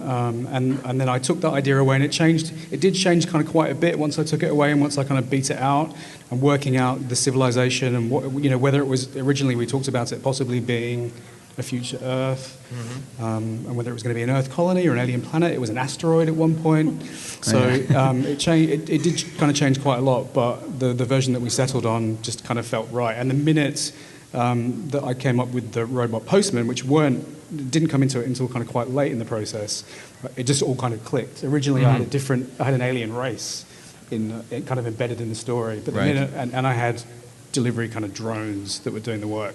But the minute I thought, robot postman, that's so kind of cool, and you can already just see them. So that just kind of made the whole thing click. Were you thinking robots of death specifically, or? Well, yes, obviously. When did the bubble wrap? You can't go past robots of death. Yeah. When did the bubble wrap come into play? The bubble wrap came in super early, and it was much more grislier, because wasn't it skin at some stage? Yeah, someone's skin. Lots of corpses. Yeah, it was a much darker version. It's very body horror-esque. Yeah. But the bubble wrap was there on day one of our kind of story ideas. So. But I think that's the thing you're saying with the postman. I think generally those episodes that you have that central image in your head and build everything around those feel like to be the strongest ones. And it's also just the easiest to write, just always bringing it back to that, especially if it's the monster. Yeah, and I'd done a few drafts of the episode without the postman in it, but the minute that I thought of that then necessitated a complete rewrite from me of the episode to just kind of build them intrinsically into the show. Mm-hmm. And they're such a great design, and love them. Yeah, I have one in the corner of my office. He just stands there. Really? Yeah. Do you ever wonder if there's someone in there? Yeah. You never know. So Series 12, which both Vinay and Pete, you have worked on, is different, if only because, it seems like the stakes are very large now, particularly in your episode. And, of course, both now have Chris Chibnall as well credited on top. So what was different about this most recent series than writing Doctor Who episodes? I suppose chronologically, Vinay, yours is first, so we'll start with you. But how was your experience writing that and a whole new Doctor that we've never heard about and Captain Jack and all that? So I was like writing something completely different, and which I was like very happy with and very excited about. And then I just had this conversation with Chris, and he was like, "So how do you feel? How would you feel if we sort of like took the sort of like the bones of an old idea we had, and also we just do this?" And I was like, "Great! Everyone gets to hate me if it's up. That'd be wonderful. Thank you, Chris." And so it became a thing of putting the flesh onto the story, trying to build up to, obviously knowing where you're going with that reveal. Like, he was very clear very early on that's what he wanted, and just sort of, for me, it was quite fun because you got to have a sort of meta writing process, because the show, especially the new iteration of the show, has been running long enough now that there are different textures from different eras of different showrunners, and obviously that episode has very much of a Russell flavour to it, not just because of the Jadoon, but just sort of like, I sort of always like the episodes that sort of like small town British thing, so I really loved putting it in like a small cathedral city and having Jadoon there. So really playing with the conception of, you have an idea of what sort of story that is within what this show is, and using that as part of the miscell of it. And that was like a really fun, sort of evil cackling thing in the back of your mind going, ha, ha, ha, ha. Right. I know this is going. So yeah, it was really fun. Like, obviously a completely different process. Like, writing Demons was a very emotionally draining, very difficult thing, because there's a lot of stakeholders in that story, and obviously this one is as well, but it is a slightly different. Yeah, so I had a lot more fun with this one. Mm-hmm. Was it a case of like when it's co-written, are you being like basically told, here, write this, this, and this, or does like the showrunner, as is often the case, and not to Chris Chibnall, does he sort of come in and like do his own polish on it? Like, how does that process work? Yeah, I mean, with that one, it's because there were some very specific things that had to happen. It was like, right, okay, I'm building the stuff around that. And then, Chris will always, like, on every episode that's ever happened, Chris will always do a pass on it.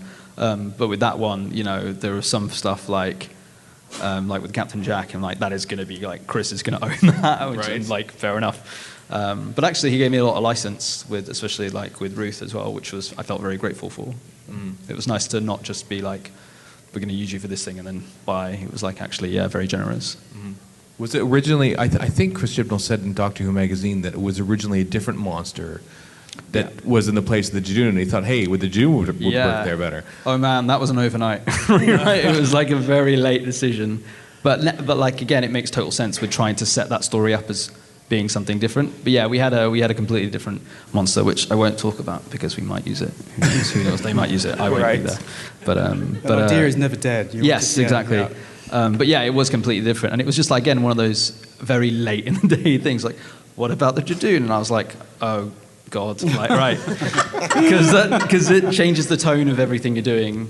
Because they are very specifically, like, they have that very serious but also very heavily comic bent to them, which is a great challenge, but it is also like a little bit like someone just throwing stuff at you. Right. But yeah, it was really exciting to do it in the end. I did go back and like read and watch absolutely every single thing about it. Yeah, I was going to like there's a Klingon dictionary and stuff. Is there one for Jadoon? And there's a Jadoon translator on it, which maybe someone in this room runs. I don't know. But there was like a small period of madness at like 3 a.m. when I was just like, right, I got to write that Jadoon dialogue now. I'm like, how many? What's the iterations of this? And then like someone has like a little dictionary somewhere, and I was just staring at it and going, I'm going mad. But it was fun in the end. And then I think Chris rewrote that dialogue anyway, which was like the weirdest part ever. I was like, cool, my Jadoon dialogue's not up to scratch. Fair enough, Chris. Like, I'll take that.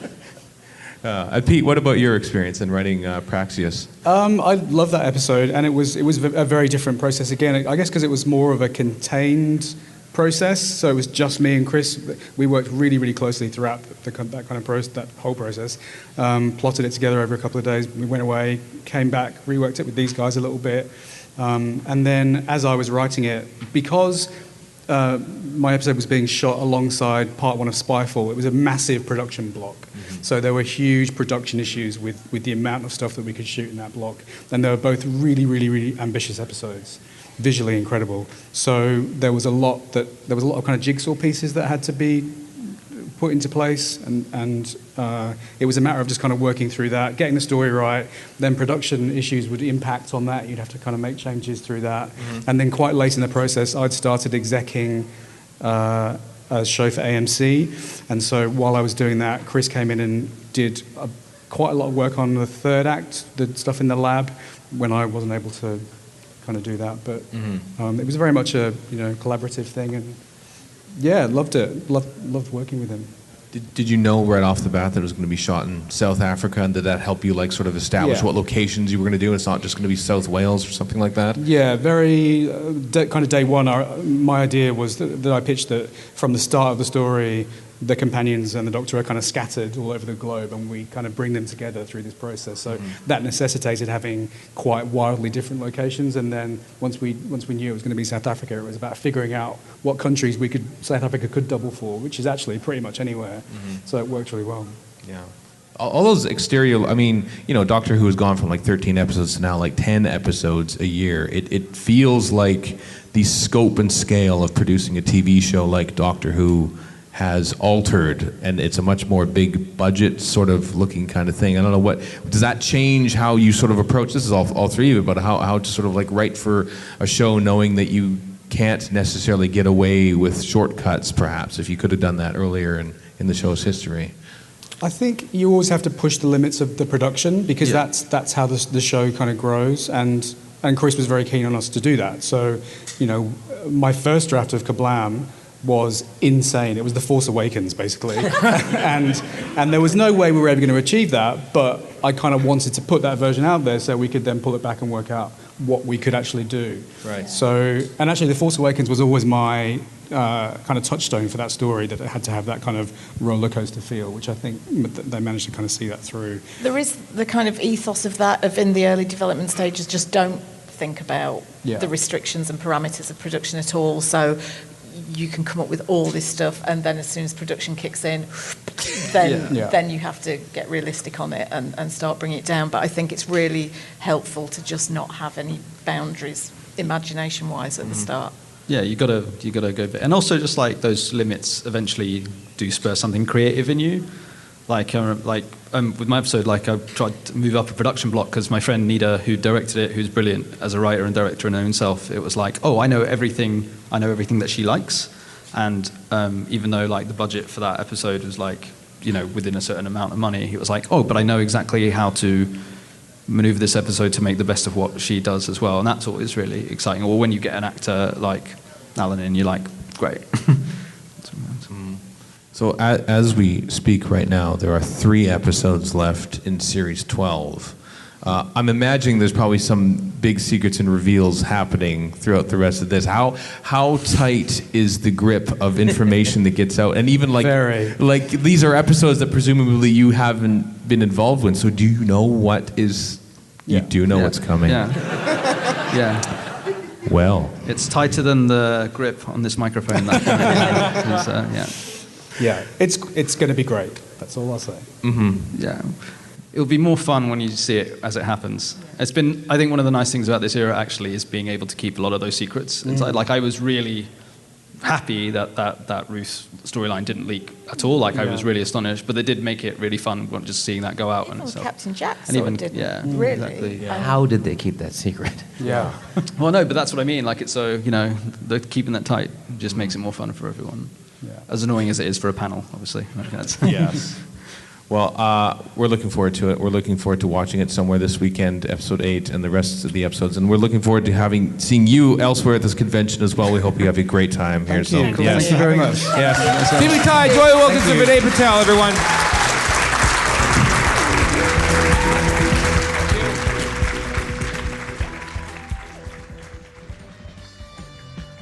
And we have a couple great panels from our 2016 show to close this out. The first is Julian Glover.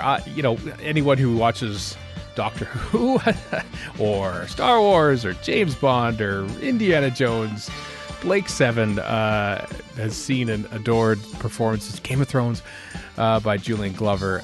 And then you watch him and you see the performances he gives, and you think that here is going to be a bit of a slightly haughty kind of British actor. And he's just so not. He is the most down-to-earth, ribald fellow that I ever thought I would meet, and it was so great. He had trouble hearing out of his left ear, so I had to go sit on his right to do the interview for the most part. I got a lot of great stories out of him, and it was a lot of fun. So here from 2016 is Julian Glover. How you doing? Pretty good, thank you. Yes? Bit jet laggy, but that's all right. I can imagine. Where did you fly? You shoot Game of Thrones in... Is it Ireland that you shoot most of your scenes? Northern Ireland, yes. Uh-huh. We have a studio there, which was the Titanic paint shop before it set off on its terrible voyage. And it's been used for ocean liners ever since as the paint shop. And then, of course, it went into disrepair, and Game of Thrones took it. And the first couple of seasons, it was very uncomfortable indeed. No ceiling on the doors, wind howling through. It's very cold in Ireland. And but now they've made it into really nice proper studio. We still live in caravans outside, but we don't have dressing rooms. Mm-hmm. And also we film the countryside, the lovely English countryside in Game of Thrones. We filmed that in the countryside outside Belfast, which is where the big studio is, because the countryside there is so lush and gorgeous. And the foreigns, the hot stuff we film it in Spain this year. It was in Malta, and after that it was Dubrovnik. We go south with that, and the northern lot, thank God I'm not with them. They go up to Greenland and shiver for 2 months up there. It's a payback, because when you were in Doctor Who in 1979, everyone went off to Paris to shoot, and you were stuck in the studio. Absolutely. Yeah. Furious. They had a wonderful week in Paris, got terribly drunk, and there I was sitting at home waiting for them to come back. Buggers. I mean, City of Death is still one of the most popular Doctor Who stories of all time. And you were a big part of that. I mean, how did you come to be the Count of... Well, I was asked to do it by the director, Michael Hayes, who I'd worked with before on a great innovative series the BBC did in the 60s called Age of Kings, which was Shakespeare's history plays done right through from Richard II through to Richard III, all, as it were, like a soap, 50-minute episodes over 10 weeks. Very adventurous. That was all done in studio, no film work at all, no exteriors. That was a big adventure, and Michael did the cameras on that. The director was someone called Peter Davison, who did what he called expressions with us actors, and that's how I got to know Michael. Michael asked me and my wife, the actress Isla Blair, who you might know, to play my wife in it. But fortunately in one way, unfortunately in another, she got a better job, and well, she thought it was better then. Had we known about things like this, I mean, if we'd come here as a couple, we'd be doing very well indeed now. Well, we are a couple doing very well indeed at home, thank you. So that's all cool. I've got no more to say about that, really. Nothing more needs to be said. You do know about my billing in Indiana Jones and the Last Crusade? No, go ahead, please. My wife came in to play the part of my wife in it. It was a friendly thing to do. They said, wouldn't it be larky? And yes, it would be nice. And I'll meet Harrison Ford and Steven Spielberg. And so she came in just to play that little tiny bit, which if you've seen the film, you'll remember. And she said, I don't really want to be sort of famous for doing that. I love being in it. So the billing at the end goes Walter Donovan, Julian Glover, Mrs. Donovan, Mrs. Glover. Yeah, next time you see it, look out for that. Not a lot of people know that. What was it like working on that? I mean, you would obviously worked on Star Wars and the other one that I forgot to mention. Yeah, James Bond. I mean, that was a big movie event for that time of year, and you were playing the main villain. Lucky. I mean, I really am lucky. I did the Star Wars. Pure nepotism, I meant to tell you. My next door neighbour was called Robert Watts, who was an executive producer on the Star Wars and later on Indiana Jones. And he liked me, we got on, and he respected my work, and he suggested me for this part in Star Wars, Empire Strikes Back. And I did it for about £200, I think. Mm-hmm. It was a 4-day. We never thought we'd do anything. We knew the first one had been a great success. We thought it was wonderful. We'd never had a franchise that would result from Star Wars now. I mean, I've made much more money since doing Star Wars than I did when I made it. And because of that, I got known to that sort of area of producers in America. So I was asked to audition for the sergeant, the Nazi sergeant in Indiana Jones and the Last Crusade, and I didn't get it. And when I heard who had got it, I was really, with my agent, I was really pleased because he was absolutely perfect for it. His face was absolutely brilliant for it. And but then the next day, I was disappointed, of course. Next day I was rung up, would you come and play Walter Donovan? Yes! Then I went and had American accent lessons, and I hope I got it all right. Well, there's one moment we were doing a scene in the desert, and I just shouted something in American, and Spielberg said after the take, he said, Julian, you know, your American accent is so good, you'll never stop doing American films after this. I've never made one since. Thanks, Steve. Oh, that's a shame.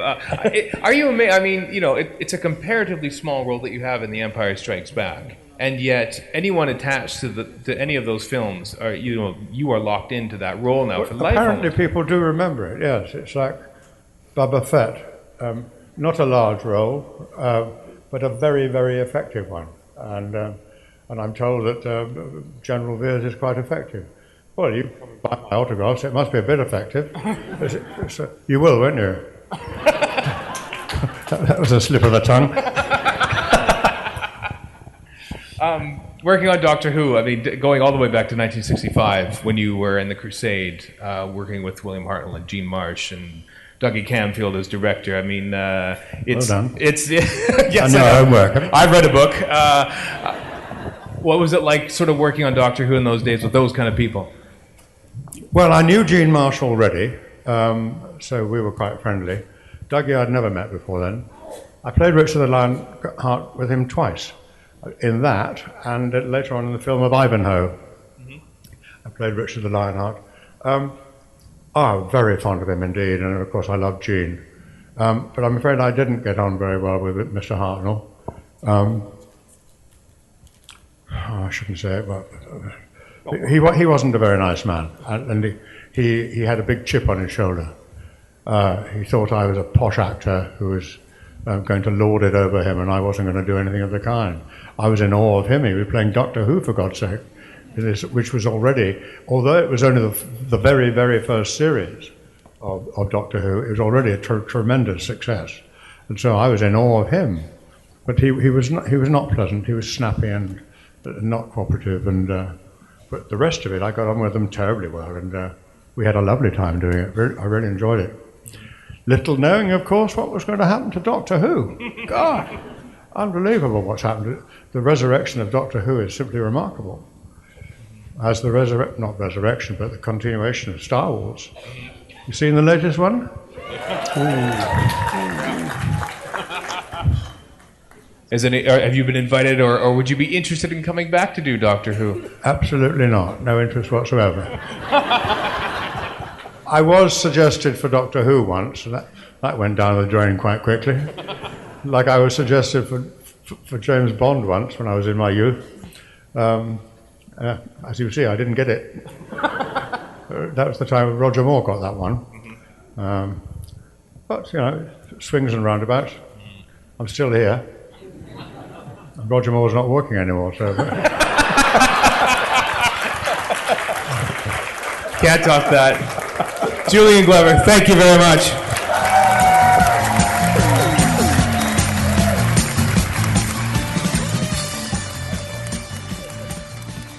And lastly, it's Patricia Quinn from the 2016 show.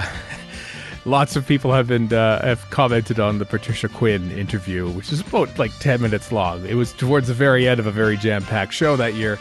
And the second I saw her walk up the stairs on stage, I realized that we are in for a different panel at this point.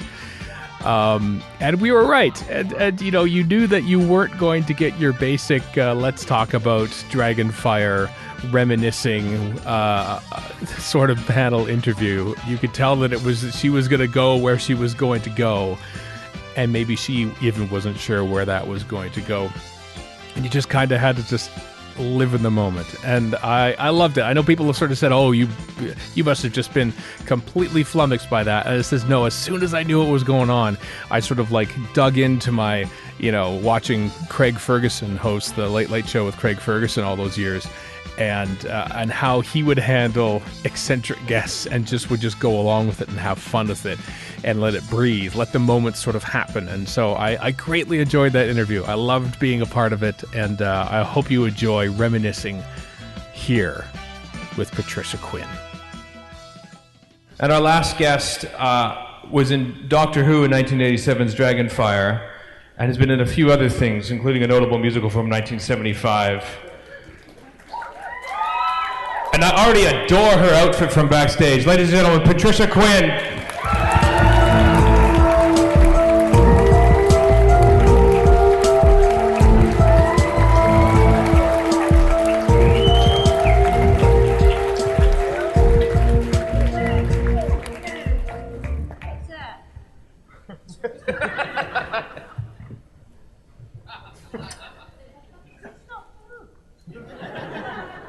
I think so. Do you lose track sometimes about which? No? Do I need a microphone? Thank you. Yes. Is this an interview for the radio? Kind of. Okay. Yes. Is that okay? I think so. I see. I enjoy the radio. It's just nobody listened to the radio in America. What? Yeah, it's a podcast, actually. Oh, sorry, what is that? It's like radio. On the internet. Yeah. Sorry? Internet radio, basically. But we're not live. Okay. Yeah, so... I don't mind if we're live. You're used to that. Which fan base do you think are crazier or more enthusiastic? Rocky Horror or Doctor Who? There's no comparison. I'm sorry, comparisons are odious. It's chalk and cheese. Next question.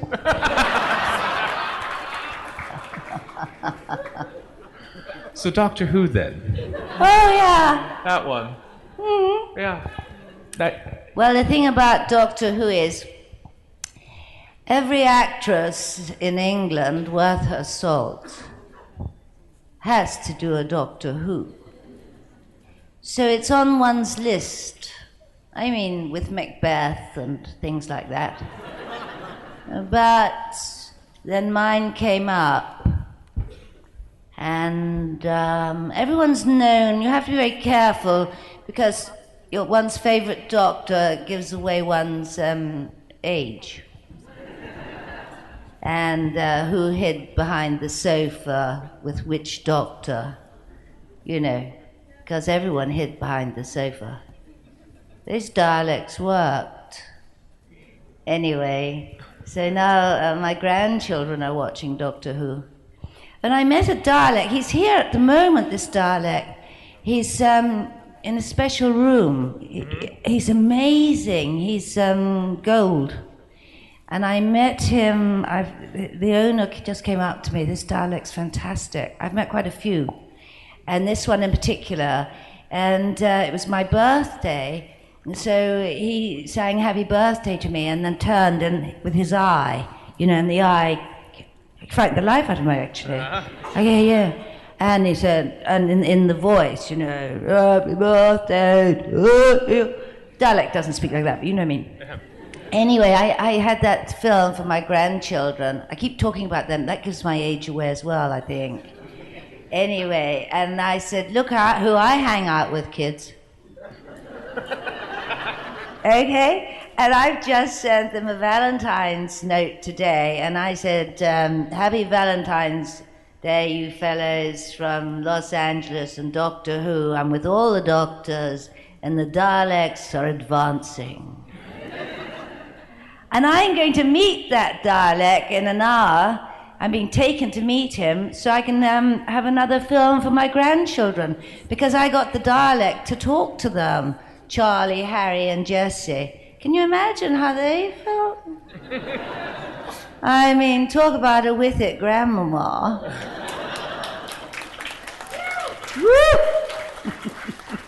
So the grandchildren are more impressed by Doctor Who than, say, Rocky Horror, or I, Claudius, or something like that, I'm assuming. No. No. Absolutely not. The silly thing is that my son, Quinn Hawkins, and Lioness O'Brien, Richard O'Brien's son, were brought up on the set of Rocky Horror. They were on the film set. And they were like 5 years of age or whatever. We're all running around and doing what we do. They were hanging out, like kids do, with actors. And then I remember Susan Sarandon saying on a show she didn't let her daughter see it till she was 14, and one thought, what's the matter with her? I don't understand. And then this, politically correct generation, that's become my son and others, wouldn't let my grandchildren see it. And I just opened it at the Royal Albert Hall last November for its 40th birthday. So it was an extraordinary event, because it is now the longest running film in cinema history. And the reason we've made history is people said to me, but what about Gone with the Wind? And I said, that went. But we are history. We're history because we have never left the cinema ever, and no film has ever done that. It is astonishing. I mean, that one gave me goosebumps, So there I'm at the Albert Hall, and I want Charlie, my eldest grandson, to come to see his grandmama, Pat, on the stage opening the film for 6,000 people at the Royal Albert Hall. And his parents said he was too young. Isn't that shocking? And Charlie came up to me a few weeks ago and said, Pat. I said, yes. He calls me Pat. And, he said, I've seen it. I said, sorry? He said, I've seen it. I said, seen what? He said, Rocky Horror.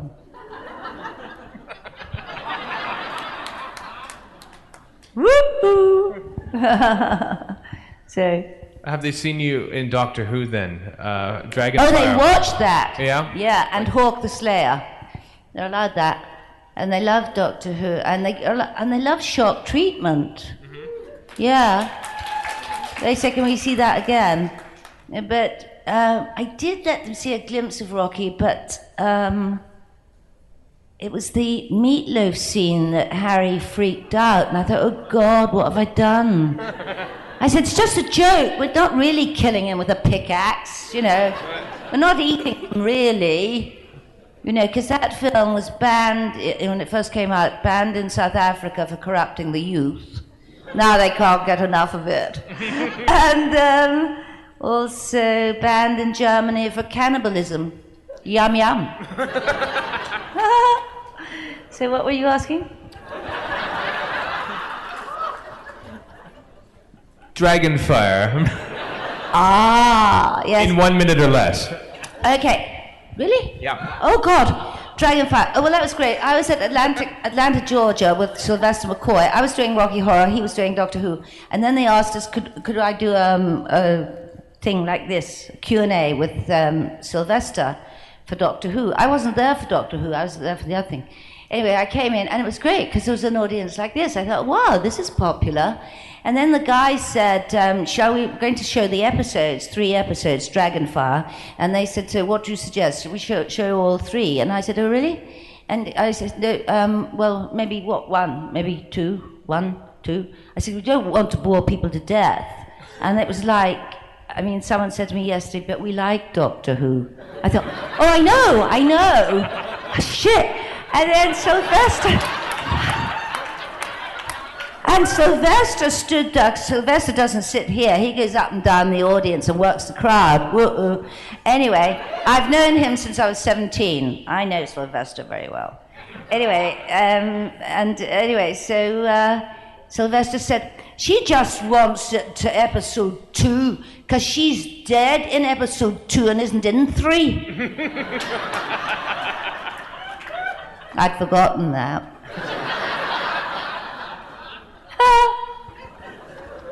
Patricia Quinn, everybody. Thank you. Thank you very much.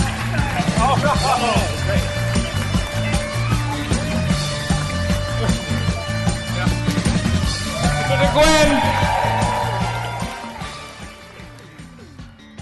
And that is it for the live show Greatest Hits. I hope you enjoyed all those. It was great fun to put those together and listen back and reminisce, because oftentimes when you're in the moment, you're not really enjoying the panels for what they are, and then the tales and the stories and the anecdotes that the guests are sharing. And so it was nice for me to listen to as well.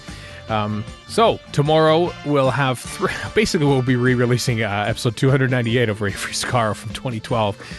Golly, I can't believe we crammed this many interviews onto one episode. We also had a Phil Ford interview on the same episode, but here are the 3 interviews that we had on this episode from 2012. William Russell, the great William Russell. Ken Deep and I interviewed him.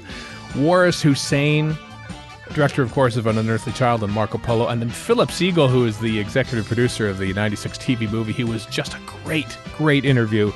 All 3 happened like within an hour or 2 of each other. It was quite a weekend, that 2012 weekend. So I hope you enjoy all those interviews tomorrow on what would have been a great Gallifrey One weekend, and we hope we're doing our best to sort of try and bring the spirit back here in 2021 while we look forward to 2022. So until next time, I am Stephen in Edmonton. So long for now.